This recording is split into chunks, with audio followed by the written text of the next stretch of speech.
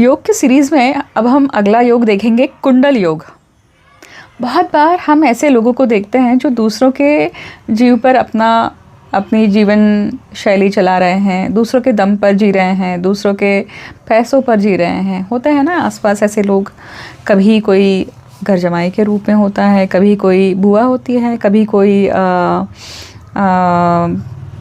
मौसी होती है घर में, या कभी कोई ऐसा व्यक्ति होता है जिसकी बचपन में ही कोई हादसा हो जाए, स्पाउस गुजर जाता है, या कुछ ऐसा होता है कि उसे दूसरों पर निर्भर रहना पड़ता है। और ये जनरली हमें अपने आसपास के सर्कल में दिखाई दे देते हैं, रिलेटिव्स में दिखाई दे देते हैं। तो ऐसे कौन से योग होते हैं, राइट? तो सबसे पहले इस प्रकार के जीवन को दिखाने वाला एक योग होता है कुंडल योग। कुंडल योग की पहचान क्या है? कुंडल योग की पहचान है, ऐसा बताया गया है डेफिनेशन कि should the two planets be in two different houses with 1 or 2 houses in between them.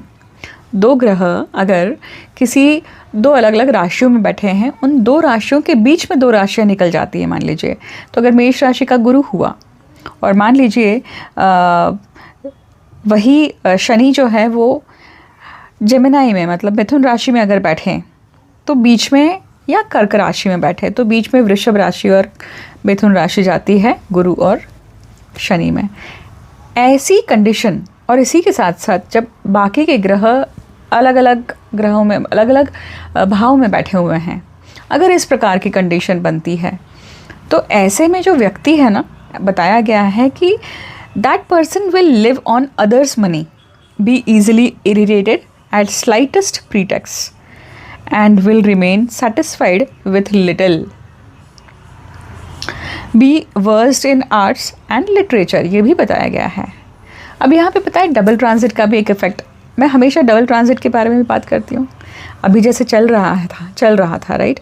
अभी तो फिलहाल गुरु जो है कर्क राशि में प्रवेश कर चुके हैं, परंतु मीन राशि के जो शनि है, और शनि से अगर हम चौथा भाव देखें तो कौन सा पड़ता है? मिथुन राशि का पड़ता है। तो अभी गोचर में जो ये डबल ट्रांजिट का मैंने जो वीडियो डाला है, अगर आप नहीं देखा है तो जाके देख सकते हैं। तो जब चौथे पढ़ते हैं, गुरु से शनि चौथे पढ़ते हैं या शनि से गुरु चौथे पढ़ रहे हैं, तो वो जो भाव है वो स्पॉइल हो जाता है। चौथा भाव सुख का होता है। यहाँ पे जातक का प्रारब्ध ही कहीं ना कहीं जुड़ा हुआ है सुख से, कि उसे अल्प संतुष्ट रहना पड़ेगा, और वो अल्प संतुष्ट रहता भी है। और यहाँ पे उसको अल्प मात्रा में जो चीज़ें मिल रही हैं उसमें वो संतुष्ट हो भी जाता है, ऐसा भी उसका स्वभाव होता है। परंतु इसका ऐसा प्रारब्ध क्या है? ऐसा व्यक्ति ने पिछले जन्मों में क्या कर्म किया, सोचिए। जय मां कामाख्या।